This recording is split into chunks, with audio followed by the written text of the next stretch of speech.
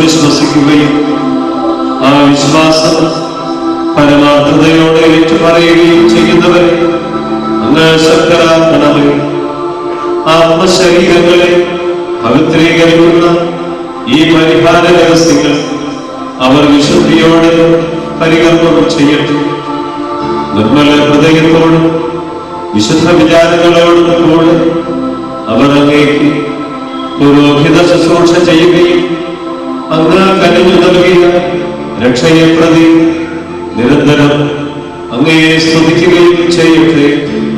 പിതാവും പുത്രനും പരിശുദ്ധാത്മാവുമായ സർവേശ്വര എന്നേക്കും.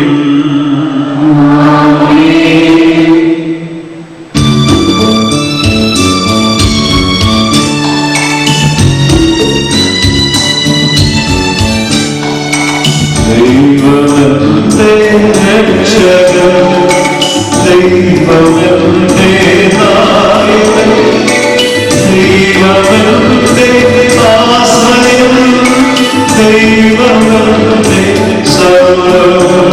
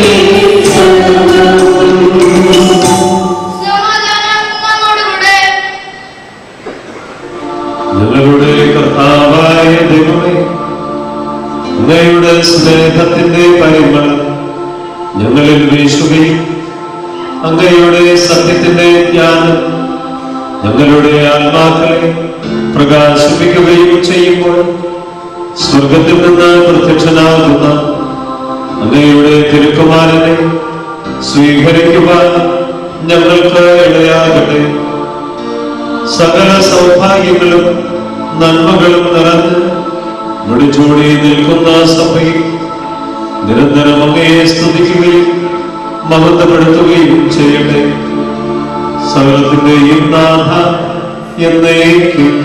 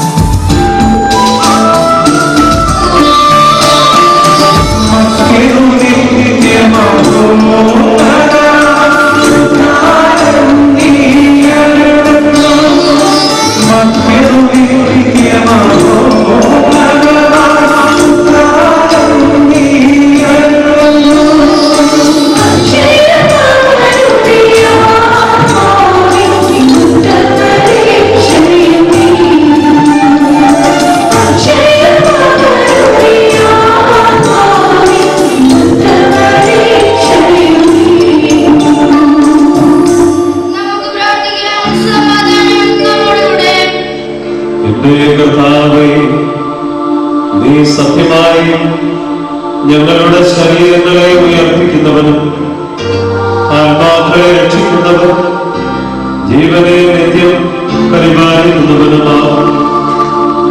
ഞങ്ങളെപ്പോൾ നിനക്ക് സ്തുതിയും ബഹുമാനവും വിദഗ്ധതയും ആരാധനയും സമർപ്പിക്കുവാനും കടപ്പെട്ടവരാകും. സകലത്തിന്റെയും നാഥ എന്നേക്കും.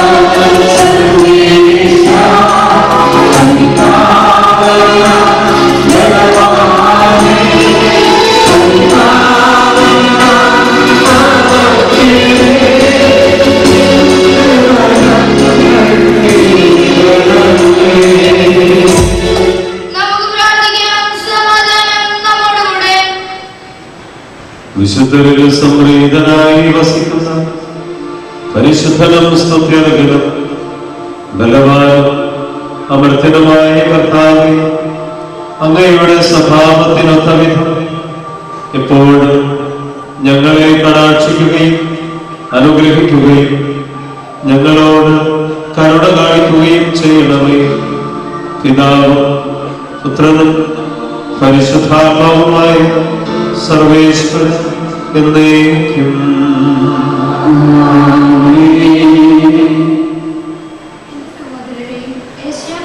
പുസ്തകത്തിൽ നിന്നുള്ള വായന 45-ാം അധ്യായം 18 മുതൽ 22 വരെയുള്ള തിരുവചനങ്ങൾ. സഹോദരിയെ അനുഗ്രഹിക്കട്ടെ. ഞാനാണ് കർത്താവ്, ഞാനല്ലാതെ മറ്റൊരുവനില്ല എന്ന് ആകാശം സൃഷ്ടിച്ച കർത്താവ് അരുളി ചെയ്യുന്നു. അവിടുന്നാണ് ദൈവം. അവിടുന്ന് ഭൂമിയെ രൂപപ്പെടുത്തി സ്ഥാപിച്ചു. വ്യർത്ഥമായിട്ടല്ല, അധിവാസം യോഗ്യമായി തന്നെ അവിടുന്ന് സൃഷ്ടിച്ചു. അന്ധകാരം തിരഞ്ഞെടുത്ത് വെച്ച് രഹസ്യമായല്ല ഞാൻ സംസാരിച്ചത്. ശൂന്യതയിൽ എന്നെ തിരയുവാൻ യാക്കോബിന്റെ സന്തതിയോട് ഞാൻ ആവശ്യപ്പെട്ടില്ല. കർത്താവായ ഞാൻ സത്യം പറയുന്നു, ഞാൻ ശരിയായത് പ്രഖ്യാപിക്കുന്നു. ജനതകളിൽ അവശേഷിച്ചവരെ ഒരുമിച്ച് കൂട്ടി അടുത്തു വരുവിൻ. തടികൊണ്ടുള്ള വിഗ്രഹം പേര് നടക്കുകയും രക്ഷിക്കാൻ കഴിവില്ലാത്ത ദേവനോട് പ്രാർത്ഥിക്കുകയും ചെയ്യുന്ന അവർ അജ്ഞരാണ്. നിങ്ങളുടെ ന്യായവാദം ഉന്നയിക്കുവിൻ, അവർ കൂടി ആലോചിക്കട്ടെ.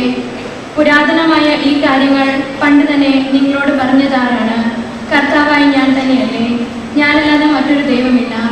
ഞാനല്ലാതെ നീതിമാനായ ദൈവവും രക്ഷകനുമായി മറ്റാരുമില്ല. ഭൂമിയുടെ അതിർത്തികളെ എന്നിലേക്ക് തിരിഞ്ഞ് രക്ഷപ്പെടുക. ഞാനാണ് ദൈവം, ഞാനല്ലാതെ മറ്റൊരു ദൈവമില്ല.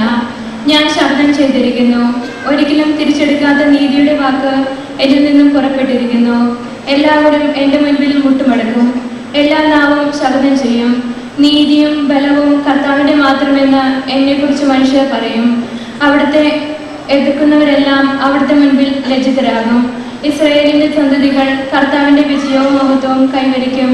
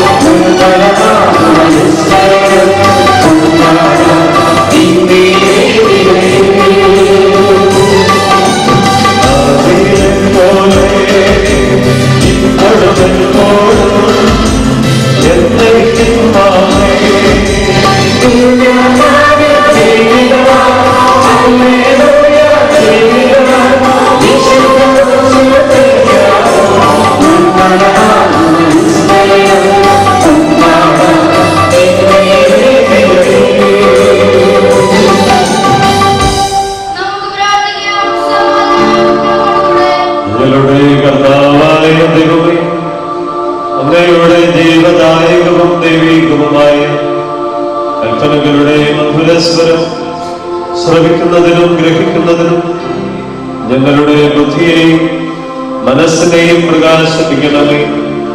പിതാവും പുത്രനും പരിശുദ്ധാത്മാവുമായ സർവേശ്വര എന്നേക്കും.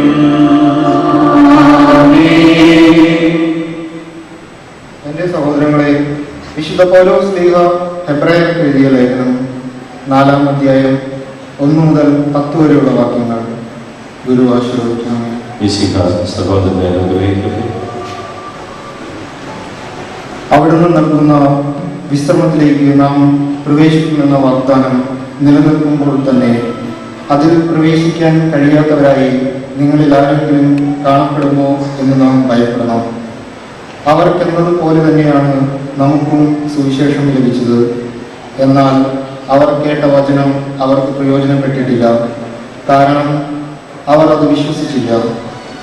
എന്നാൽ വിശ്വസിച്ചവരായ നാം വിശ്രമത്തിലേക്ക് പ്രവേശിക്കുന്നു. ലോകത്തെ സൃഷ്ടിച്ചു കഴിഞ്ഞപ്പോൾ തന്നെ അവിടുത്തെ ജോലി പൂർത്തീകരിക്കപ്പെട്ടു. എങ്കിലും അവിടുന്ന് പറഞ്ഞിരിക്കുന്നു, എൻ്റെ ക്രോധത്തിൽ ഞാൻ ശപഥം ചെയ്തതുപോലെ അവരൊരിക്കലും എൻ്റെ വിശ്രമത്തിലേക്ക് പ്രവേശിക്കുകയില്ല.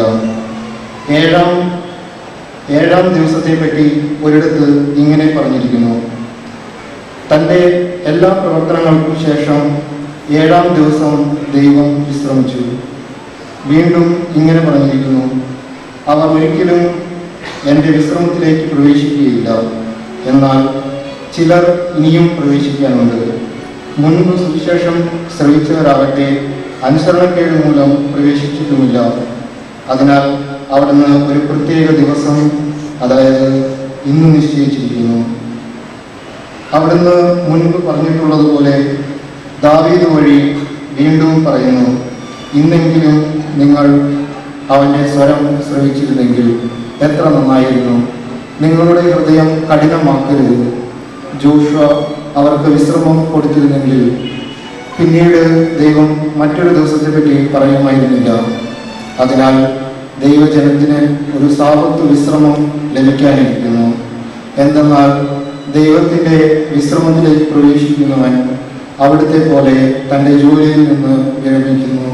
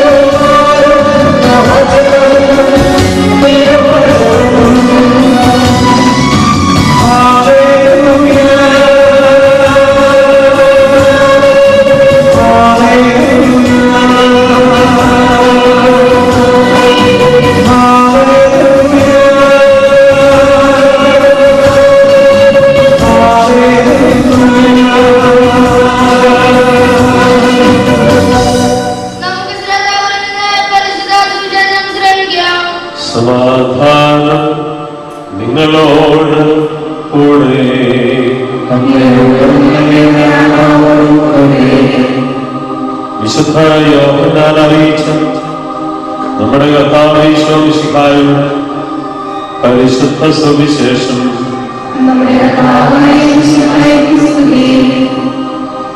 അധ്യായം 1 വാക്യങ്ങൾ 29 മുതൽ 34 വരെ. അടുത്ത ദിവസം യേശു തന്റെ അടുത്തേക്ക് വരുന്നത് കണ്ട് അവൻ പറഞ്ഞു, ഇതാ ലോകത്തിന്റെ പാപം നീക്കുന്ന ദൈവത്തിന്റെ കുഞ്ഞാണ്. എന്റെ പിന്നാലെ വരുന്നവൻ എന്നേക്കാൾ വലിയവനാണെന്ന് ഞാൻ പറഞ്ഞത് ഇവനെ പറ്റിയാണ്. കാരണം എനിക്ക് മുമ്പ് തന്നെ ഇവനുണ്ടായിരുന്നു. ഞാനും ഇവനെ അറിഞ്ഞിരുന്നില്ല. എന്നാൽ ഇവനെ ഇസ്രായേലിന് വെളിപ്പെടുത്താൻ വേണ്ടിയാണ് ഞാൻ വന്ന് ജലത്താൽ സ്നാനം നൽകുന്നത്. ആത്മാവ് പ്രാവിനെ പോലെ സ്വർഗത്തിൽ നിന്ന് ഇറങ്ങി വന്ന് അവന്റെ മേൽ ആവസിക്കുന്നത് താൻ കണ്ടു എന്ന് യോഹന്നാൻ സാക്ഷ്യപ്പെടുത്തി. ഞാൻ അവനെ അറിഞ്ഞിരുന്നില്ല. എന്നാൽ ജലം കൊണ്ട് സ്നാനം നൽകാൻ എന്നെ അയച്ചവൻ എന്നോട് പറഞ്ഞിരുന്നു, ആത്മാവ് ഇറങ്ങി വന്ന് ആരുടെ മേൽ ആവസിക്കുന്നത് നീ കാണുന്നുവോ, അവനാണ് പരിശുദ്ധാത്മാവ് കൊണ്ട് സ്നാനം നൽകുന്നവൻ. ഞാൻ അത് കാണുകയും ഇവൻ ദൈവപുത്രനാണ് എന്ന് സാക്ഷ്യപ്പെടുത്തുകയും ചെയ്തിരിക്കുന്നു.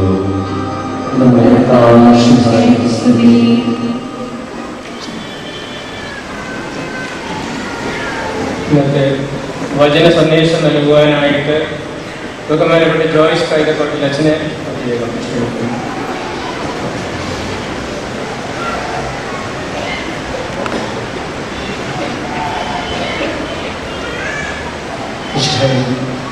പ്രിയ സഹോദരി സഹോദരന്മാർ, നിങ്ങൾക്കെല്ലാവർക്കും നിങ്ങളുടെ ഇടവക മധ്യസ്ഥയായ വിശുദ്ധയുടെയും സെബസ്ത്യാനോസിന്റെയും തിരുനാൾ മംഗളങ്ങൾ സ്നേഹപൂർവ്വം ആശംസിക്കുന്നു. രണ്ട് നല്ല വിശുദ്ധരാണ്. കൊച്ചുറീസിയെക്കുറിച്ച് പറയേണ്ടതില്ല, നിങ്ങൾ ധാരാളം കേട്ട് കാണും.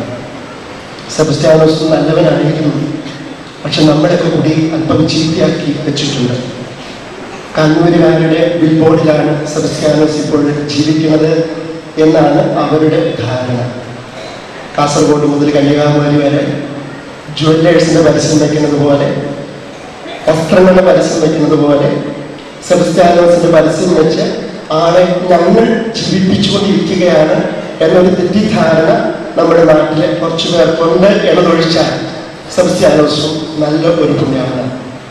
അപ്പൊ ഇവരെ കുറിച്ച് പറയുന്നതിന് പകരം വിശുദ്ധിനെ കുറിച്ച് തന്നെ പറയാമെന്നായിരുന്നു എൻ്റെ മനസ്സ് എന്നോട് പറഞ്ഞത്. ബഹുമാനപ്പെട്ട ബോബി ജോസഫിന്റെ ഒരു പ്രഭാഷണം, വിശുദ്ധ എന്ന പ്രഭാഷണം ഈ ഇടയ്ക്ക് ഞാൻ വളരെ ശ്രദ്ധാപൂർവ്വം കേൾക്കുകയുണ്ടായി. അതിൻ്റെ ചുവട് പിടിച്ച് ചില കാര്യങ്ങൾ പങ്കുവെക്കാമെന്നാണ് ഞാൻ ആഗ്രഹിക്കുക. വിശുദ്ധ എന്നുള്ള പദം തന്നെ നമ്മുടെ തിരുനാൾ ആഘോഷിക്കുമ്പോൾ കണ്ടുമുട്ടുന്ന ഒരു പദമാണ്. വിശുദ്ധ സെബസ്ത്യാനോസ്, വിശുദ്ധ അന്തോണീസ്. അല്ലെങ്കിൽ ഈ പദം നമ്മുടെ അനുദിന ജീവിതത്തിൽ നമ്മൾ അധികം ഉപയോഗിക്കാറില്ല എന്ന തോന്നുക. മക്കളോട് നമ്മൾ പറയുക നല്ല മക്കളാകാനാണ് പറയുക. വിശുദ്ധരായ മക്കളാകാൻ ആരെങ്കിലൊക്കെ പറയുന്നുണ്ടോ? അവർക്ക് അപവാദമായി നല്ല മക്കളാവുക. നല്ല മക്കളാവുക എന്ന് പറയുമ്പോഴും അവിടെയൊക്കെ എന്തൊക്കെ ചെറിയ അഭിനയങ്ങളുണ്ട്. നന്നായിട്ട് നീ പെരുമാറണം. വിശുദ്ധൻ എന്ന സിനിമയില് ഗുഡ് മോർണിംഗ് ഫാദർ എന്ന് പറയുന്ന കൊച്ചിനെ പോലെ വെള്ളിച്ചൻ മുതലാളിയുടെ, വെള്ളിപ്പ മുതലാളിയുടെ കൊച്ചുമകന്റെ ആ ഒരു മര്യാദ, അതിലാണ് നല്ലത് എന്ന് ധരിക്കുന്ന ഒരു നല്ലവനാവുക എന്നൊരു പ്രയോഗം. ഒരുതരം പൊളൈറ്റ്നസ്, വളരെ വിനയം, ആന്തരികതയിൽ ഒട്ടും ചൊലിക്കാത്ത പുറമേട്ട് കാണിക്കുന്ന ഒരു വിനയം, ഇങ്ങനെയൊക്കെ നല്ലവരാരാൻ പറയാൻ നമ്മൾ കേട്ടിട്ടുണ്ട്. പക്ഷെ വിശുദ്ധരാവുക എന്ന് ആരാണ് പറയുക എന്നത്? അതാണ് പ്രശ്നം. ആദിമസഭയില് ക്രൈസ്തവർ പരസ്പരം വിളിച്ചിരുന്നത് വിശുദ്ധരെന്നാണ്. ആദിമ ക്രൈസ്തവ മതം എന്നുള്ളത് പാവപ്പെട്ടവരുടെ മതമായി, അടിമകളുടെ മതമായി. റോമിലും കൂലിവേലയിലേക്ക് നടന്നിരുന്ന പേരുപോലുമില്ലാത്ത അടിമകളുടെ മതമായിരുന്നു ക്രൈസ്തവ മതം. അങ്ങനെയുള്ള മതത്തിൽ അവർ പരസ്പരം വിളിച്ചിരുന്നത് വിശുദ്ധരെന്നാണ്. ഇന്ന് സമൂഹത്തിൽ കാണുന്ന എല്ലാ ജീവതകളുടെയും വിത്ത് അന്നും അവിടെ ഉണ്ടായിരുന്നു. കൊറിന്തോസിലെ സഭയിലേക്ക് നോക്കിക്കഴിഞ്ഞാൽ കമ്പോള സംസ്കാരത്തിന്റെ ജീർണതകള്, കച്ചവട സംസ്കാരത്തിന്റെ അപഖ്യാതികള് ധാരാളമുള്ള ഒരു സഭയാണ്. അതിന്റെ ഇടയിലും നിന്നുകൊണ്ട് ക്രൈസ്തവർ പറഞ്ഞു വിശുദ്ധരാണ് ഞങ്ങൾ. പരസ്പരം സംബോധന ചെയ്യുന്നത് ഇന്ന സഭയിൽ വിശുദ്ധർ, ഇന്ന സഭയിൽ വിശുദ്ധർ എഴുതുന്നു, കവരപ്പുറം സഭയിൽ വിശുദ്ധർ, കാഞ്ഞൂർ സഭയിൽ വിശുദ്ധർ എഴുതുന്നു എന്ന് പറയാൻ തക്ക രീതിയിലായിരുന്നു ആദിമസഭയിൽ അവർ പരസ്പരം സംബോധന ചെയ്തിരുന്നത്. അങ്ങനെയുള്ള ഒരു വിശുദ്ധമായ ഒരു പാരമ്പര്യം ഉണ്ടായിരുന്ന ഒരു ക്രൈസ്തവ മതത്തിന് എവിടെയാണ് ശോഷണം സംഭവിച്ചത് എന്നുള്ളൊരു പര്യാലോചനയാണ് സത്യത്തിൽ ഈ തിരുനാൾ ആഘോഷങ്ങളിൽ നമുക്ക് നടത്താനായിട്ട് സാധിക്കേണ്ടത്. ദൈവത്തിന്റെ ഭൂമിയിലെ പൗരനാണ് വിശുദ്ധൻ എന്ന് പറയുന്നത്. ദൈവത്തിന്റെ ഭൂമിയിലെ പൗരൻ. നിങ്ങൾ ചിലപ്പോൾ നിങ്ങൾ കേട്ടിട്ടുണ്ടാവും കെമുവേ എന്ന വ്യക്തി. അദ്ദേഹത്തെ കുറിച്ച് അദ്ദേഹത്തിന്റെ സമകാലിക സാഹിത്യകാരൻ പറഞ്ഞത് അദ്ദേഹം ഭൂമിയിലെ ദൈവത്തിന്റെ പൗരനാണ്. ദൈവസങ്കല്പം പോലും അദ്ദേഹത്തിന് ഉണ്ടായിരുന്നു എന്ന് സംശയമാണ്. അൻപതിയിലാണ് ജീവിതം അവസാനിച്ചത്. എങ്കിലും അദ്ദേഹത്തിൽ എന്തോ ഒരു വ്യത്യാസം കാണുകയാണ്. വിശുദ്ധനായി ദൈവത്തിന്റെ ഭൂമിയിലെ പൗരനായിട്ട് ജീവിക്കുക എന്ന ഒരു വെല്ലുവിളിയാണ് നിങ്ങൾ ഞാനും സത്യത്തിൽ ഏറ്റെടുക്കേണ്ടത്. എങ്ങനെ ദൈവത്തിന്റെ ഈ നാട്ടിൽ ജീവിക്കുമ്പോഴും വേറൊരു നാടിന്റെ മൂല്യബോധങ്ങള് നിങ്ങളെയും എന്നെയും നയിക്കുന്നുണ്ടോ എന്നൊരു ചിന്തയാണ് വേണ്ടത്. നമുക്ക് വ്യത്യസ്തരാകാൻ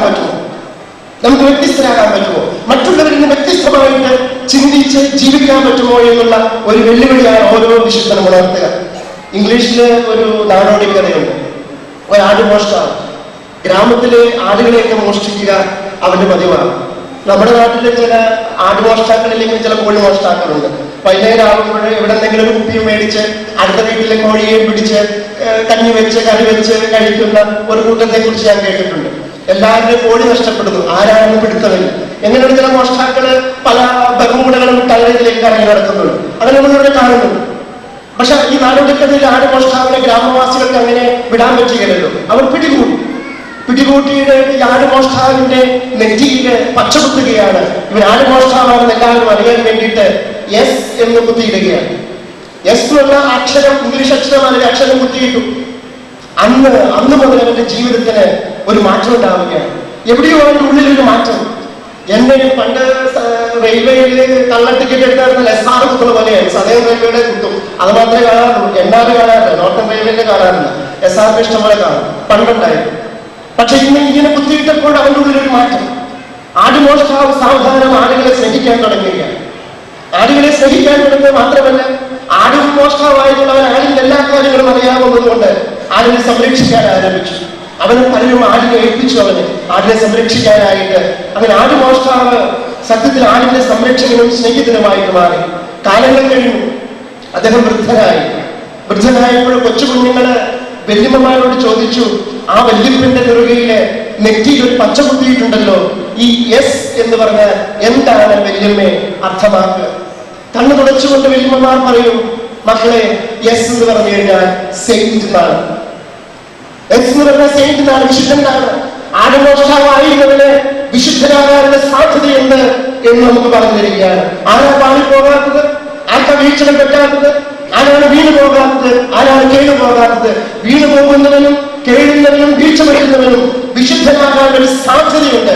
ഈ സാധ്യതയെ നമ്മളുടെ പ്രയോഗത്തിൽ കൊണ്ടുവരുന്നുണ്ടോ? എനിക്കും നിങ്ങൾക്കും വിശുദ്ധനാവുക എന്ന് പറഞ്ഞു കഴിഞ്ഞാൽ അടിസ്ഥാന നിഷ്കളങ്കത, അടിസ്ഥാന നൈർമല്യം, അടിസ്ഥാന നിർമ്മലത ജീവിതത്തിൽ പാലിക്കാൻ പറ്റുമോ എന്നുള്ളതാണ്. അവനെ കുറിച്ചുള്ളൊരു കരുതൽ, അവനോടുള്ള കാരുണ്യം, സ്നേഹം, ഇതൊക്കെ ജീവിതത്തിൽ പുറത്തു കഴിയുന്നതല്ലേ വിശുദ്ധി എന്നുള്ളത് ശരീരത്തിന്റെ ശുദ്ധി മാത്രമായിട്ട് ചുരുക്കിക്കളഞ്ഞ് ആ പദത്തിന്റെ വളരെ വിശാലമായ ഒരു അർത്ഥത്തെ നമ്മൾ നശിപ്പിച്ചു കളഞ്ഞിരിക്കുകയാണ്.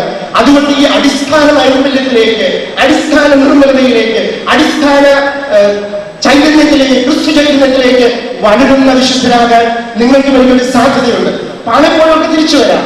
പാളിപ്പോയവർ തിരിച്ചു വന്ന കഥകളാണല്ലോ സുവിശേഷത്തിലുടനീളം. അപ്പൊ അതുകൊണ്ട് വിശുദ്ധനാവുക എന്ന് പറഞ്ഞാൽ വ്യത്യസ്തനാവുക എന്നതാണ്. ആ വ്യത്യസ്തനാകാൻ ഒരു സാധ്യതയെ നമ്മൾ ഏറ്റെടുക്കുക എന്നതാണ്. ഉൽപ്പത്തി പുസ്തകത്തിലൊരു കഥയുണ്ടല്ലോ, ഏസാവിന്റെ കഥ. ഏസാവിനെ പോലെ ചതിക്കപ്പെട്ടിട്ടുള്ള ഒരു ആനാണ് ഈ ലോകത്തിലുള്ളത്. ജനിച്ചപ്പോൾ തന്നെ യാക്കോബ് കാലിൽ പിടിച്ച് വലിച്ചു. അങ്ങനെ യാക്കോബ് ഒരു വിധത്തിൽ ഏസാവിനെ ജനിച്ചതിന് ശേഷവും ചതിച്ചുകൊണ്ടിരിക്കുകയാണ്. ആ മനുഷ്യന്റെ ജീവിതത്തെ ഒന്നുമല്ലാതാക്കിയത് യാക്കോബാണ്. അമ്മ കൂട്ടുനിന്നു ചതിക്കാനായിട്ട്. അപ്പന്റെ അടുത്ത് പോയി അനുഗ്രഹം വാങ്ങാൻ അനുജൻ ഒത്താശ ചെയ്തു കൊടുത്തു. അമ്മമാരും മക്കളോട് പക്ഷപാതം കാണിക്കുമ്പോൾ നമുക്ക് ഭയങ്കര വിഷമം തോന്നും. പ്രായപൂർത്തിയായി കഴിയുമ്പോൾ ഈ പക്ഷപാതത്തിന്റെ ചില ധ്വനികള് അവിടെയും ഇവിടെയും മുഴങ്ങി കേൾക്കുമ്പോൾ എന്തുകൊണ്ട് ഈ അമ്മ ഒരു മകനോട് പക്ഷപാതം കാണിക്കുന്നു എന്ന് ചോദിക്കും. പലപ്പോഴും ഈ പക്ഷഭേദം കാണിക്കാനുള്ള കാരണം മറ്റേയാൾ ഓതിക്കൊടുക്കും, അമ്മയെ ഞാനല്ലേ നോക്കിയിരുന്നത്, അവൻ എന്ത് ചെയ്തു എന്നുള്ള ഈ ഓതലുകള്, ഈ മന്ത്രങ്ങള് അമ്മയുടെ മനസ്സിലേക്ക് പതിയുമ്പോൾ അമ്മയ്ക്ക് അറിയാതൊരു പക്ഷഭേദം വേറൊരാളോട്, മക്കളോട് പക്ഷഭേദം കാണിക്കുന്ന അമ്മമാരുടെ കാര്യം കഷ്ടമാണല്ലേ. അപ്പൊ ഇവിടെ അമ്മ പക്ഷഭേദം കാണിച്ചു യാക്കോബിനോട്. എന്നിട്ടോ യാക്കോബിന് ഒളിച്ചോടേണ്ടി വന്നു. യാക്കോബ് ഒളിച്ചോടി പോവുകയാണ്. ഒളിച്ചോടി പോയിട്ട് അവൻ അലഞ്ഞു കുറച്ചു കഴിഞ്ഞപ്പോൾ അവന്റെ ഉള്ളിൽ ഒരു വെളിച്ചം വീണു. ഒരു വെട്ടം വന്ന് വീണപ്പോൾ അവന് തോന്നുകയാണ് തിരിച്ചു പോകണം, ചേട്ടനെ അഭിമുഖീകരിക്കണം. എത്ര യാക്കോബുമാര് വെളിച്ചം വീഴാതെ കറങ്ങി നടക്കുന്നുണ്ട്. എത്ര തിരുനാളുകൾ കഴിഞ്ഞു ചേട്ടനെ അഭിമുഖീകരിക്കാൻ പറ്റാതെ, വഴക്കിട്ടുകൊടുന്ന് കൂട്ടുകൂടാൻ പറ്റാതെ, ഹൃദയത്തിൽ വെളിച്ചം വീഴാതെ കറങ്ങി നടക്കുന്ന യാക്കോബുമാർക്ക് തിരിച്ചു വരാനൊരു അവസരമാണ് ഈ തിരുനാൾ ആഘോഷങ്ങള്. അതുകൊണ്ട് യാക്കോബ് ഹൃദയത്തിൽ വെളിച്ചം വീണപ്പോൾ ഏസാവിനെ അഭിമുഖീകരിക്കാൻ വേണ്ടി താൻ ചതിച്ച ചേട്ടനെ കാണാൻ വേണ്ടി പോവുക. എങ്കിലും മനസ്സിനൊരു ധൈര്യമില്ല. എങ്ങനെയായിരിക്കും ചേട്ടന്റെ പ്രതികരണം അറിയാൻ വേണ്ടിയിട്ട് അവൻ ആദ്യം കുറെ ആടുമാടുകളെയും കുറച്ച് മറ്റുള്ളവരെയും കൂടി അയച്ചു. അങ്ങോട്ട് ചേട്ടന് കുറച്ച് സമ്മാനങ്ങൾ കൊടുത്ത് ചേട്ടനെ ഒന്ന് മയപ്പെടുത്താമെന്ന് വിചാരിച്ച് എന്നിട്ട് യാക്കോബ് പുറകെ ചെല്ലുകയാണ്. ഏസാവ് യാക്കോബ് അയച്ച ഈ ആടുമാടുകളുടെയും ജനങ്ങളുടെയും നടുവിലൂടെ ഓടി വരികയാണ്. ഓടി വന്ന് യാക്കോബിന്റെ കഴുത്തിൽ പിടിച്ചു. കണ്ടു നിൽക്കുന്ന നമുക്കൊരു തോന്നലുണ്ടാകും, എടാ നിന്നെ ചതിച്ചവരല്ലേ, ഒന്ന് പിടിച്ചു ഞെട്ടിക്കോ, ഒന്ന് കഴുത്തിൽ പിടിച്ചോ. നമ്മൾ അങ്ങനെയല്ലേ ചിലപ്പോ കവലയിൽ ആരെങ്കിലും വഴക്കിടുന്നത് കാണുമ്പോൾ, വഴക്ക് മൂത്ത് വരുമ്പോൾ ആവേശത്തിൽ നിൽക്കും, ഇപ്പൊ രടി വീഴും വീഴട്ടെ എന്ന് പറഞ്ഞ് ഈ ആക്രോശിക്കുന്ന, മനസ്സിൽ ആഗ്രഹിക്കുന്ന ചില വ്യക്തികളുണ്ടാവുമല്ലോ. ഇതുപോലെയല്ല, ഏസാവ് ഓടി വന്ന് കഴുത്തിന് പിടിച്ചിട്ട് അവനെ ചുംബിക്കുകയാണ്. ചുംബിച്ചപ്പോൾ യാക്കോബ് പറയുകയാണ്, ഞാനിപ്പോൾ നിന്റെ മുഖം ദൈവത്തിന്റെ മുഖം പോലെ കാണുന്നു. ഇതാണ് വ്യത്യസ്തനാവുക എന്ന് പറഞ്ഞു കഴിഞ്ഞാൽ ഏസാവ് വ്യത്യസ്തനാവുകയാണ്. തന്നെ ചതിച്ച യാക്കോബ് അടുത്ത് വന്ന് നിൽക്കുമ്പോൾ അവനെ കൊലയ്ക്ക് കൊടുക്കാതെ, കഴുത്തിൽ പിടിക്കാതെ അവനെ ചുംബിക്കുമ്പോൾ യാക്കോബ് ഏസാവിന്റെ മുഖത്ത് കാണുന്നത് ഏസാവിനെക്കാളും ദൈവത്തിന്റെ മുഖമാണ് അവനെ കാണുക. പ്രിയമുള്ളവർ, ഇതാണ് വിശുദ്ധി എന്നുള്ളത്, ഇതാണ് വ്യത്യസ്തനാവുക എന്നുള്ളത്. എനിക്ക് വേണമെങ്കിൽ അവനെ കഴുത്തിന് പിടിക്കാം, കഴുത്തിന് പിടിക്കാതെ വ്യത്യസ്തരാകാനായിട്ടുള്ള ഒരു അന്വേഷണമാണ് വിശുദ്ധിയിലേക്കുള്ള അന്വേഷണം. അതാണ് തിരുനാളാഘോഷം നൽകുന്നത്. നമ്മുടെ ഇടയിൽ യാക്കോബുമാരുണ്ടോ എന്ന് പരിശോധിക്കണം. ചേട്ടനെ അഭിമുഖീകരിക്കാൻ വേണ്ടിയായിട്ട്, അനുജനെ അഭിമുഖീകരിക്കാൻ വേണ്ടിയായിട്ട് അലകി നടക്കുന്ന യാക്കോബുമാര് ചേട്ടന്റെ അടുത്തേക്ക് തിരിച്ചു വരിക, അനുജന്റെ അടുത്തേക്ക് തിരിച്ചു വരിക, അല്ലെങ്കിൽ അമ്മയുടെ അടുത്തേക്ക്, അപ്പന്റെ അടുത്തേക്ക് തിരിച്ചു വരിക. അവർ കഴുത്തിന് പിടിക്കുമ്പോൾ നിങ്ങൾ ഭയപ്പെടരുത്. തിരിച്ചു വന്നാൽ കഴുത്തിന് പിടിക്കാതെ, ഇറക്കി വിടാതെ അവനെ ചുംബിക്കുമ്പോൾ തിരിച്ചു വന്നാൽ കാണുന്നത് ദൈവത്തിന്റെ മുഖമായിരിക്കും. നിങ്ങളുടെ പിന്നിലും അങ്ങനെ ദൈവത്തിന്റെ മുഖങ്ങൾ മറ്റുള്ളവർ കാണുമ്പോഴാണ് നമ്മൾ വിശുദ്ധരാണെന്ന് പറയുക. അങ്ങനെ ഒരു വിശുദ്ധിയിലേക്കല്ലേ നമ്മൾ ക്ഷണിക്കപ്പെട്ടിരിക്കുക. നമ്മൾ വ്യത്യസ്തരാകാൻ വേണ്ടി വിളിക്കപ്പെട്ടിരിക്കുന്നവരാണ്. മറ്റുള്ളവരെ പോലെ ആകാൻ, വ്യത്യസ്തരാകാൻ വേണ്ടി. ഈ വ്യത്യസ്തതയെ നമ്മൾ ശ്രദ്ധിക്കേണ്ടത്. നിങ്ങൾ ഈ അടുത്തിടയ്ക്ക് വായിച്ചു കാണും, ആലപ്പുഴയിലെ തുമ്പോളി എന്നൊരു ക്ഷേത്രത്തില് അവിടെ അവർ ഉത്സവം നടത്തിയപ്പോൾ ലക്ഷങ്ങൾ മുടക്കി നടത്തുന്ന ഉത്സവമാണ്. അവർ ഈ വർഷം 25,000 രൂപയ്ക്കാണ് ഉത്സവം നടത്തിയത്. എന്താണ് അവരുടെ പ്രചോദനം? ഈ ലക്ഷങ്ങൾ വെട്ടിക്കുറയ്ക്കാൻ പ്രചോദനം എന്താണ്? അവരുടെ പ്രചോദനം ഫ്രാൻസിസ് മാർപ്പാപ്പയാണ്. നമ്മുടെ പ്രചോദനം നമ്മുടെ സഭയുടെ നേതൃത്വം കൊടുക്കുന്ന ഫ്രാൻസിസ് മാർപ്പാപ്പയിൽ നിന്നും പ്രചോദനം സ്വീകരിച്ച് ഒരു അമ്പലത്തിന് ഉത്സവത്തിന്റെ ചെലവ് വെട്ടിച്ചെടുക്കുമ്പോൾ അത് 25,000 കുറയ്ക്കുമ്പോൾ ഇവിടെ പഠനത്തിന്റെ എണ്ണം പൊട്ടിക്കൊണ്ടിരിക്കുക. മത്സരത്തിന്റെ വേദിയിലാണ് നമ്മൾ മത്സരിക്കുകയാണ്. ആരാണ് മുമ്പില് മത്സരിക്കാതെ കുട്ടികളെ പഠിപ്പിക്കുന്നത്? അവിടെ 1000 മുടക്കിയെങ്കിൽ ഇവിടെ 10,000 പൊട്ടിക്കണം, അവിടെ 10,000 പൊട്ടിച്ചെങ്കിൽ ഇവിടെ 1,00,000 പൊട്ടിക്കണം. 8ാം ഇടത്തിന് 1,00,000എങ്കിൽ നീ 15ാം ഇടത്തിന് 2,00,000 ആകിട്ടുന്ന മത്സരത്തിലാണ്. അവിടെ പെട്രോൾ പ്രദർശനം നടത്തുകയാണെങ്കിൽ ഇവിടെ രാജകീയ പ്രദർശനം നടത്തും. പ്രിയമുള്ളവരെ, എന്നെ വിളിച്ചു വരുത്തിയിട്ട് നിങ്ങളെ ചീത്ത പറയാൻ വിചാരിക്കും, ബൈക്കിൽ നിങ്ങൾ ഉപയോഗിച്ചേക്കും. ഈ വാർത്തകളൊക്കെ നമ്മുടെ നോട്ടീസുകളിൽ കടന്നുകൂടുമ്പോൾ ദുഃഖമാണ്. എന്താണ് രാജകീയം? ആരാണ് രാജാവ്? നമ്മൾ നടക്കുന്നവർക്ക് വിശുദ്ധമായൊരു പ്രശ്നമല്ലേ? ഒരു സ്ഥലത്ത് പട്ടണം ചുറ്റി, ഒരു സ്ഥലത്ത് അങ്ങാടി, പള്ളി ചുറ്റി, ഇതെല്ലാം മത്സരങ്ങളുടെ ലോകത്തില് നമ്മൾ ജീവിക്കുമ്പോൾ നമ്മൾ ആരായി തീരുന്നു എന്നാണ് പ്രശ്നം. നമ്മൾ വ്യത്യസ്തരാകുന്നുണ്ടോ എന്നതാണ് പ്രശ്നം. വ്യത്യസ്തരാകാൻ വേണ്ടി വിളിക്കപ്പെട്ടിരിക്കുന്നവര് വ്യത്യസ്തരല്ലാതാകുമ്പോൾ മറ്റുള്ളവർ വ്യത്യസ്തരാകുകയാണ്. അവർ നമ്മുടെ മുന്നിൽ നമ്മൾ നാളെ നടത്തുകയല്ലേ ചിന്തിച്ചു നോക്കൂ. അങ്ങനെ ഒരു വ്യത്യസ്തതയല്ല വിശുദ്ധി. ആ വിശുദ്ധിയിലേക്കല്ലേ നമ്മൾ വിളിക്കപ്പെട്ടിരിക്കുന്നത്. നിങ്ങൾ നമുക്ക് സുവിശേഷത്തിൽ നിന്നും ഇനിയും താളുകൾ നമുക്ക് പെടുത്തിയെടുക്കാം. യേശുവിനെ കുരിശിൻ ചുവട്ടിൽ നിൽക്കുകയാണ് ശതാധിപൻ. ആരാച്ചാരാണ്? പലരെയും കുരിശിലേക്ക് കയറ്റി പറഞ്ഞു വിട്ടിട്ടുണ്ട്, പലരെയും കരുമരത്തിൽ കയറ്റിയിട്ടുണ്ട്. കരുമരത്തിൽ മരിക്കുന്നവരെല്ലാവരും ചീത്ത വിളിച്ച്, പ്രാഗ്, തെറി വിളിച്ചൊക്കെയാണ് മരിക്കുക. പക്ഷെ ഈ മനുഷ്യനെ ചോദ്യം നിൽക്കുമ്പോൾ ഈ കുരിശിൽ കിടക്കുന്ന മനുഷ്യൻ തന്നെ ആക്രമിച്ചവരോട്, തനിക്കെതിരെ ഹൃദയം കഠിനമാക്കിയവർക്ക് വേണ്ടിയിട്ട് പ്രാർത്ഥിക്കുകയാണ്. ഇവർ ചെയ്യുന്നതെന്ന് ഇവർ അറിയുന്നില്ല. ഇവരുടെ ക്ഷമിക്കണമെന്ന് ഈ പുരുഷന്റെ ചുവട്ടിൽ നിന്ന് ശതാധിപന് സൈനികരുടെ തലവനാണ്. അദ്ദേഹത്തിന് തോന്നി ഈ മനുഷ്യൻ വ്യത്യസ്തനാണ്, ആർക്കാണ് ഞാൻ പറയാൻ പറ്റില്ല. അദ്ദേഹം പറഞ്ഞു, ഇവൻ തീർച്ചയായും ദൈവപുത്രൻ തന്നെ, ഇവൻ ദൈവം തന്നെ. ഇതുവരെ കേൾക്കാത്തൊരു ശബ്ദം, തന്നെ കൊലയാളികൾക്ക് വേണ്ടിയിട്ട് പ്രാർത്ഥിക്കുന്ന, അവർക്ക് വേണ്ടി മാധ്യസ്ഥം വഹിക്കുന്ന, അവരോട് ക്ഷമിക്കുന്ന ഒരു ദൈവത്തിന്റെ പുത്രനെ, ഒരു മനുഷ്യനെ കണ്ടിട്ട് ശതാധിപൻ പറയുകയാണ്, ഇവൻ തീർച്ചയായും ദൈവം തന്നെ. ഇങ്ങനെയാണ് ദൈവത്തെ ലോകത്തിൽ നിങ്ങളും ഞാനും അവതരിപ്പിക്കേണ്ടത്. ക്ഷമിച്ചുകൊണ്ട്, പൂർണ്ണമായും ക്ഷമിച്ചുകൊണ്ട്, നമ്മളെ ആക്രമിക്കുന്നവരോട്, നമുക്കെതിരെ പെരുമാറുന്നവരോട് പൂർണ്ണമായും ക്ഷമിച്ചുകൊണ്ട് നമുക്ക് വ്യത്യസ്തരാകാൻ പറ്റുമോ എന്നതാണ് ചോദ്യം. അതാണ് സുവിശേഷം നമുക്ക് പകർന്നു വരുന്ന ചൈതന്യം. ആ ചൈതന്യത്തിലേക്കാണ് നമ്മൾ വിളിക്കപ്പെട്ടിരിക്കുന്നത്. നമുക്ക് വ്യത്യസ്തരാകാൻ പറ്റുമോ? ദോസ്തോയെവ്സ്കിയുടെ ഒരു നോവലുണ്ട്, നിങ്ങൾ ചിലരെങ്കിലും വായിച്ചു കാണും, കാരമസോവ് ബ്രദേഴ്സ്. അതൊരു സുന്ദരമായ ഒരു കഥാപാത്രമാണ് കാതറിൻ. സുന്ദരിയായി അവളെ കണ്ടുകഴിഞ്ഞാൽ ആരും നോക്കും. അതിലെ വേറൊരു ക്യാരക്ടറുണ്ട്, ദിമിത്രി. ദിമിത്രിക്ക് ഇവരുടെ എപ്പോഴും താല്പര്യമാണ്, ആകർഷണമാണ്. അവളാണെങ്കിൽ ഇയാളെ കാണുമ്പോൾ മാറി നടക്കും, ഏതൊരു അവസരം കിട്ടിയാലും ഒഴിഞ്ഞു മാറും, അത്രമാത്രം പേടിയാണ്. ദിമിത്രി ഒരു വികടന, അങ്ങനെയാണ് അവളെ ചിത്രീകരിച്ചിരിക്കുന്നത്. പക്ഷേ അവൾക്ക് ധാരാളം കടം വന്നു കയറി, റഷ്യൻ റൂബിൾസ് ധാരാളം കടം. ആ നാട്ടിൽ ചോദിക്കാൻ വേറെ ആരുമില്ല. ഇവർക്ക് ഈ മനുഷ്യന്റെ അടുത്ത് പോകണം കടം ചോദിക്കാനായിട്ട്. അവർക്ക് അയാളെ കുറിച്ച് ചില മുൻധാരണകളുണ്ട്. ഒന്നിലെ കുറെ നിന്നാവചനം കേൾക്കേണ്ടി വരും. കാരണം താൻ എത്രയോ പ്രാവശ്യം അദ്ദേഹത്തെ അപമാനിക്കുന്ന രീതിയിൽ ഒഴിഞ്ഞു മാറിയിട്ടുണ്ട്. അല്ലെങ്കിൽ ഈ ഒരു പ്രത്യേക സാഹചര്യത്തില് ആ മനുഷ്യൻ തന്റെ ഇഷ്ടങ്ങൾക്ക് വേണ്ടി തന്നെ ദുരുപയോഗിക്കാനുള്ള സാധ്യതയും അവരുടെ മനസ്സിൽ കണക്ക് കൂട്ടിക്കൊണ്ടാണ് കടന്നു ചെല്ലുക. അവൻ കടന്നു ചെല്ലുകയാണ് ദിമിത്രിയുടെ അടുത്തേക്ക്, എനിക്ക് കടം വീട്ടുന്നു. ആ മനുഷ്യൻ അദ്ദേഹത്തിന്റെ കയ്യിലുണ്ടായിരുന്ന പണം മുഴുവൻ അതൊക്കെ ഒരു ഡിക്ഷണറിയുടെ ഉള്ളിൽ സൂക്ഷിച്ചു വെച്ചിരുന്ന പറയുന്നത്. എല്ലാ പണവും സ്വരുക്കൂട്ടിയെടുത്ത് അവൾ ചോദിച്ചതിലധികം അവൾക്ക് അവളുടെ മുന്നിൽ വെച്ചിട്ട് നമ്മളെ അത്ഭുതപ്പെടുത്തിക്കൊണ്ട് ദിമിത്രി അവരെ നമസ്കരിച്ചുകൊണ്ട് പുറത്തേക്ക് പോകാനുള്ള വാതിൽ കാണിച്ചു കൊടുക്കുകയാണ്. അവൾ അത്ഭുതപ്പെടുന്നു. ഈ മനുഷ്യൻ ഈ പെരുമാറ്റങ്ങൾ വളരെ അത്ഭുതപ്പെടുകയാണ്. അവൾക്ക് ഒന്നേ ചെയ്യാനുള്ളൂ, അവൾ അയാളുടെ കാൽക്കൽ വീണ് നമസ്കരിച്ച് കണ്ണു തുടച്ചുകൊണ്ട് പുറത്തേക്ക് പോവുകയാണ്.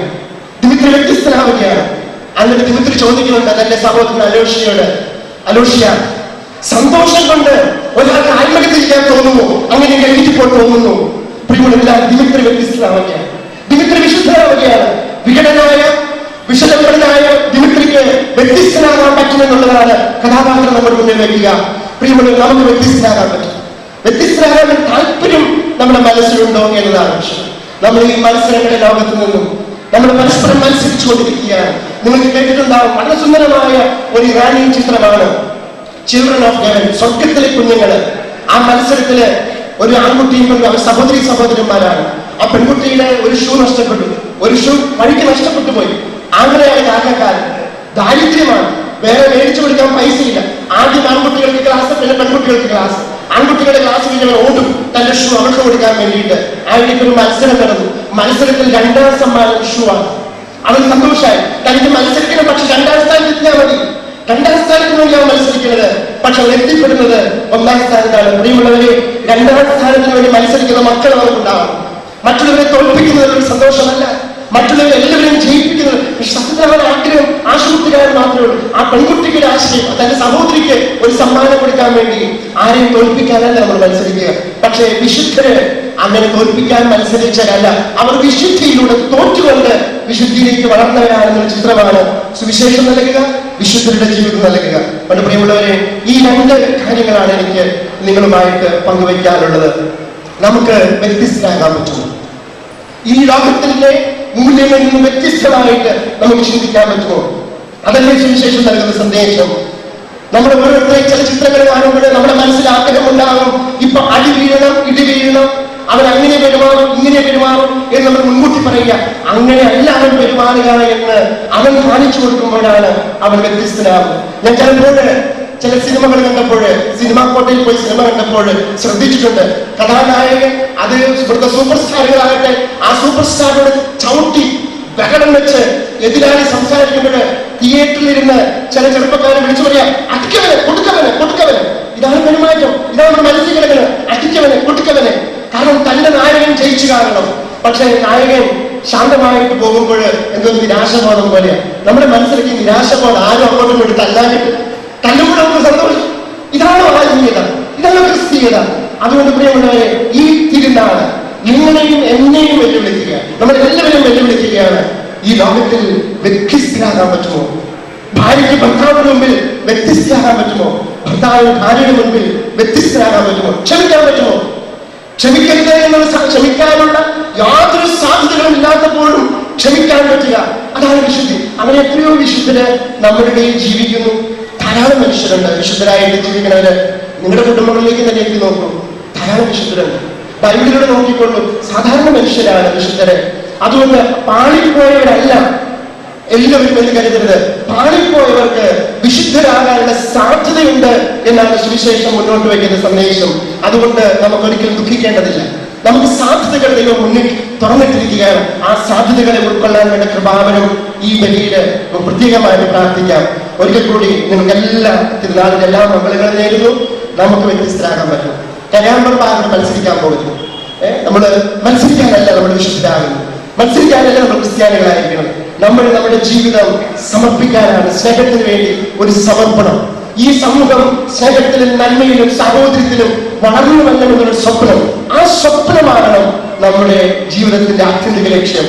അങ്ങനെ ജീവിക്കുന്ന ഒരു സമൂഹം വരില്ല, വരും എന്നതിനാണ് എന്റെ പ്രതീക്ഷ. ക്രിസ്തു ഉയർത്തെഴുന്നേറ്റെങ്കില്, ക്രിസ്തു വിജയിച്ചെങ്കില്, ക്രിസ്തുവിന്റെ കുരിശിലെ തോൽവി ഒരു തോൽവിയല്ല, അതാണ് വിജയമെന്ന് കരുതുന്നവരെല്ലാവരും മനസ്സിലാക്കും. ആത്യന്തികമായിട്ട് നന്മയും സ്നേഹവും മാത്രമേ വിജയിക്കുകയുള്ളൂ. ഈ ഇടയ്ക്ക് സി രാധാകൃഷ്ണൻ സാറിന്റെ പ്രഭാഷണത്തിൽ ഞാൻ കേൾക്കുകയുണ്ട്. അദ്ദേഹം ഒരു സ്കൂളിൽ ചെന്നിട്ട് ഒരു ചോദ്യം ചോദിച്ചു. ലോകത്തിലെ ഭൂമിയിലെ ഏറ്റവും വലിയ മണ്ടത്തരം ഏതാണെന്ന് ഒറ്റ വാക്കിൽ ഉത്തരം എഴുതുക. 5 വയസ്സ് മുതൽ 16 വയസ്സ് വരെയുള്ള കുട്ടികളാണ് ചോദ്യം. ഭൂമിയിൽ ഏറ്റവും വലിയ മണ്ടത്തരം ഏതെന്ന് ഒറ്റ വാക്കിൽ ഉത്തരം എഴുതുക. ഒരു കുട്ടി എഴുതി വെച്ചു, സന്തോഷവും സ്നേഹവും സമാധാനവും ഫാക്ടറികളിൽ സൃഷ്ടിക്കാൻ പറ്റുമെന്നുള്ള ധാരണയാണ് ഭൂമിയിൽ ഏറ്റവും വലിയ മണ്ടത്തരം. അതിനാണ് ഫസ്റ്റ് പ്രൈസ് കിട്ടിയത്. ഫാക്ടറികളിൽ സന്തോഷവും സമാധാനവും സ്നേഹവും സൃഷ്ടിക്കാൻ പറ്റുമെന്നുള്ള വിശ്വാസം നമ്മൾ മാളുകളിലേക്ക് ഓടുകയാണ്. അവിടെയാണ് സന്തോഷം വിചാരിച്ച്. അവിടെ നമ്മൾ വിഴുങ്ങാനിരിക്കുന്ന ഒരു കമ്പോള സംസ്കാരത്തിന്റെ സ്വത്വവിൽപ്പുണ്ടെന്ന് നിങ്ങൾ മറക്കരുത്. നിങ്ങൾ അവിടെ സന്തോഷമുള്ളത് KFC-യിൽ പോയി സന്തോഷമായി അവിടെ പൊതിഞ്ഞു വെച്ചിരുന്ന സാധനം കഴിച്ചാൽ പിറ്റേ ദിവസം വയറിടാനായിട്ട് വേറെ മരുന്ന് മേടിക്കേണ്ട ഒരു സാഹചര്യങ്ങള് നിങ്ങൾ ഓർത്ത് നോക്കുക. ഇങ്ങനെയുള്ള മാളുകളിൽ സന്തോഷം ഇങ്ങനെ പുതപ്പിച്ച് ഒരു വിധത്തിൽ എന്താ പറയുക, ഇങ്ങനെ ഈ പതപ്പിച്ചു വെച്ചിരിക്കുകയാണെന്ന് പറയേണ്ടി വരും. അതിലേക്കെല്ലാം ഓടി പാറ്റകളെ പോലെ വീണടിയുകയാണ്. നമുക്ക് നമ്മുടെ കുടുംബത്തിൽ പരസ്പരമുള്ള ഐക്യത്തിൽ, സ്നേഹത്തിൽ, ജീവിതത്തിൽ പുലർത്താൻ, സ്നേഹം പുലർത്താൻ ഇടവരുത്തട്ടെ ദൈവം എന്ന് പ്രാർത്ഥിക്കുന്നു. ഞങ്ങൾക്കും എന്നെ പോലെയുള്ളവർക്കും ഈ വചനം പങ്കുവയ്ക്കുമ്പോൾ എനിക്ക് ബോധ്യമുണ്ട്, ഇത് പറയുമ്പോൾ ഞാൻ എന്നോട് കൂടി തന്നെയാണ് പറയുന്നത്, അല്ലാതെ ആരെയും ഒരു പരിഭവത്തോടു കൂടിയോ ഒരു ആരോപണത്തോടു കൂടിയല്ല. ഇത് ഈ മതത്തിന്റെ ഉള്ളിലെ ഭാഷ, അത് അതിനെ തന്നെ നവീകരിക്കേണ്ട ഭാഷയായതുകൊണ്ട് അത് എന്നോടുകൂടി തന്നെയുള്ള ഭാഷയാണ്. അതുകൊണ്ട് മതം നിരന്തരം നവീകരിക്കപ്പെടണം. മതത്തിൽ ചിലപ്പോൾ സെക്യുലർ ആഡിറ്റിങ് പോലും വേണമെന്ന് ചിന്തിക്കണം നമ്മള്. ഈ മതത്തിന്റെ ചില ഭാഷകള് ഇത് ഞങ്ങളുടെ മാത്രം ഭാഷയാണ്, ഇതിനെ തൊട്ട് ആരും കളിക്കണ്ട എന്ന് പറയാൻ നമുക്ക് എന്താ അവകാശം? ഈ സമൂഹത്തെ മുഴുവൻ ബാധിക്കുന്നതാണെങ്കിൽ അത് ചർച്ചാ വിഷയമാകട്ടെ. എടപ്പള്ളിയിൽ കോഴിയെ വെട്ടുന്ന കാര്യം ചർച്ചാ വിഷയമാകട്ടെ. കേരളം ചർച്ച ചെയ്യട്ടെ. പണ്ടോ ചെയ്തൊരു കാര്യം ഇന്നും ചെയ്യണമെന്നോ എന്ന് ചർച്ച ചെയ്യട്ടെ. എന്താ നമുക്ക് പേടി? അത് ചർച്ച ചെയ്യാനായിട്ട് അതിനെക്കുറിച്ച് സംസാരിക്കുമ്പോൾ തന്നെ, അതിനെക്കുറിച്ച് എഴുതുമ്പോൾ തന്നെ പത്രമാഫീസുകളിൽ പോയിട്ട് അവരെ ഭീഷണിപ്പെടുത്തുന്ന ഒരു സംസ്കാരം ക്രൈസ്തവ സംസ്കാരമാണ്. അതുകൊണ്ട് നമ്മൾ ചിന്തിക്കുന്നത് ഓഡിറ്റിങ്ങിന് വിധേയമാണ്. ഒരു സോഷ്യൽ ഓഡിറ്റിങ്ങിന്, ഒരു സെക്യുലർ ഓഡിറ്റിങ്ങിന് വിധേയമാകേണ്ട കാലഘട്ടത്തിൽ നമ്മൾ ജീവിക്കേണ്ടത്. അല്ലെങ്കിൽ നമ്മുടെ ഈ മതസ്ഥാപനം, ഈ ഒരു സ്ഥാപനാത്മക മതം ജീർണിച്ചു പോകും. സ്ഥാപനാത്മക മതം ജീർണിച്ചാൽ അപകടകരമാണ്. അതിന്റെ ആത്മീയത നഷ്ടപ്പെട്ടാൽ അത് ഭയങ്കര അപകടകാരിയാണ്. അത് ഭയങ്കരമായ മൗലികവാദത്തിലേക്കും വർഗീയവാദത്തിലേക്കും പോകും ആത്മീയത നഷ്ടപ്പെട്ടാൽ. അതുകൊണ്ട് പ്രിയമുള്ളവരെ, നമ്മുടെ ആത്മീയത, ഉള്ളിലെ കാമ്പ് നഷ്ടപ്പെടാതിരിക്കാൻ നമുക്ക് ശ്രമിക്കാം. അതുകൊണ്ട് ഇത് എന്നോടുകൂടി തന്നെയുള്ള ഒരു പ്രദോഷണമായിട്ട് നിങ്ങൾ കണ്ടുകൊണ്ട്, നിങ്ങൾ എന്റെ വാക്കുകളെ നിങ്ങൾ ആരെയെങ്കിലും അല്പമെങ്കിലും വേദനിപ്പിച്ചെങ്കിൽ അതിൽ സന്തോഷത്തോടുകൂടി പോകാൻ ഞാൻ ആഗ്രഹിക്കാൻ. കാരണം എന്റെ ലക്ഷ്യം അത് തന്നെയാണ്. എന്നെയും നിങ്ങളെയും അല്പം വിഷമിപ്പിക്കണം, ഒന്ന് അസ്വസ്ഥരാക്കണം, ഒന്ന് തൊടണം. അങ്ങനെ തൊട്ടെങ്കിൽ പരിശുദ്ധാത്മാവ് പ്രവർത്തിച്ചു എന്ന് കരുതാൻ മാത്രം ഞാൻ തയ്യാറാണ്. അല്ലെങ്കിൽ നിങ്ങൾ ഓർക്കുക, ഇത് ഏതോ ഒരു മനുഷ്യൻ വന്ന് ഇവിടെ വന്ന് എന്തോ ഒക്കെ പുലമ്പിപ്പോയി എന്ന് കരുതിക്കൊള്ളൂ. ദൈവത്തിന്റെ ആത്മാവ് ചിലപ്പോൾ പ്രവർത്തിക്കാതിരിക്കാം, പക്ഷെ പ്രവർത്തിക്കുമെന്നുള്ള ഉറച്ച വിശ്വാസത്തിലാണ് ഞാനിത് പറഞ്ഞത്. ദൈവം നിങ്ങളെ അനുഗ്രഹിക്കട്ടെ.